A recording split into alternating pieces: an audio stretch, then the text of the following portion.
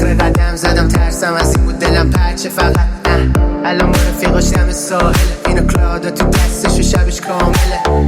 قلبم و دادم نیستش قابلش، سفی بالا نمیاد دیگه سیستم عاملش. بازم هنگر رو گلا سنگا رو دلا، هنو دلم باسش تنگه به مولا. خواستم ببخشمش هر جوری نشد، حالم انگاری بعدش دیگه معمولی نشد. خیلی چیزا خب گفتنی میشه، نازش خریدار داره یارو مشتری میشه. حالش اینه پارسال من که بی خیال شدم، بذار کارما بزنه.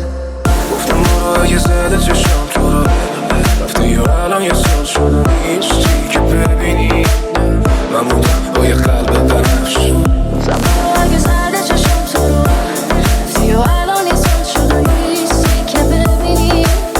من بودم با یه قلب بنفش. آخر خطم و اول شب تو گفت اول پیشتم چه زود بعد شب خود معتاد نگاتم مستخشم. خب میکشم چشماتو بغلشم گل دل دادم به عبارتی عشق، یعنی سوختن اینو چشاتم که نوشت. بعد تو همه جا چنده وقتم انگار بغل تو شده برام سفارت بهشت. من قولای بخونم ببی سرت رو میشنسن با همه یه جورایی دیگه بلد تو نیستم. جاشاتو میخرم قمشو بیشتر دیگه حرفی نمیمونه وقتی برات تو نیستم. عشقمونو باختی فهمه به یه لحظه عوض تقصیر تو میامه شدن عرض پسند ببی. جدایی خوش شده قانون این راه ولی هنو دلم آرامش وارو نمیخواد.